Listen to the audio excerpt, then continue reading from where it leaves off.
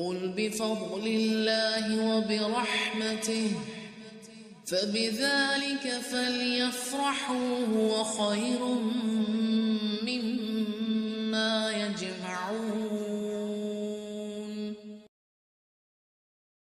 جب اس کے سامنے ہماری آیتیں پڑھی جاتی ہیں تو کہہ دیتا ہے کہ یہ اگلوں کے افسانے ہیں، یوں نہیں بلکہ ان کے دلوں پر ان کے اعمال کی وجہ سے زنگ چڑھ گیا ہے۔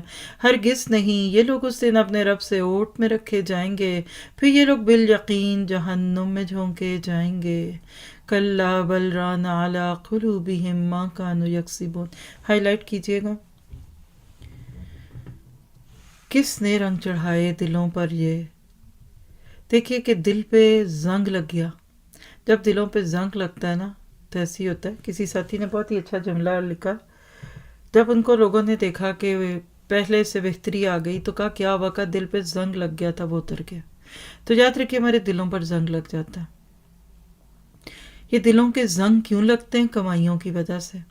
بس آج دیکھیے کہ دل پریشان ہے، سٹریس کی بہت ساری ظاہری وجوہات بھی ہیں، اس پہ سیمینارز تک ہو چکے ہیں، لیکن دنیاوی اس کی جو وجوہات ہیں وہ تو ہیں ہی۔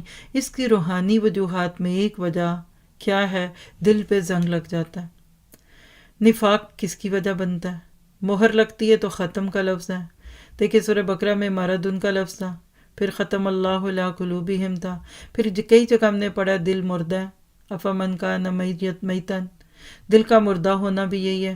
پھر اس طرح بے غیرت ہو جاتا ہے بندہ، حمیت الجاہلیہ، یعنی غلط کام دیکھ کر اگر آپ کا دل نہ ہلے۔ قساوت قلبی کا نام ہے، دل کا پتھرا جانا۔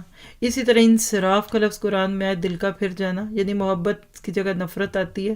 اسی طرح ضیق کا لفظ ہے، دل کا تنگ ہونا، اور ران جرین دلوں کو زنگ لگانا۔ یہ ہے سٹریس والے بندے کے دل کی کیفیت۔ علاج کیا ہے؟ اللہ کی شکر گزاری کیجئے، توبہ کی کثرت کیجئے، اور اہل ایمان کو حقارت سے دیکھنا چھوڑ دیجئے، ورنہ دل کی یہی حالت ہوگی۔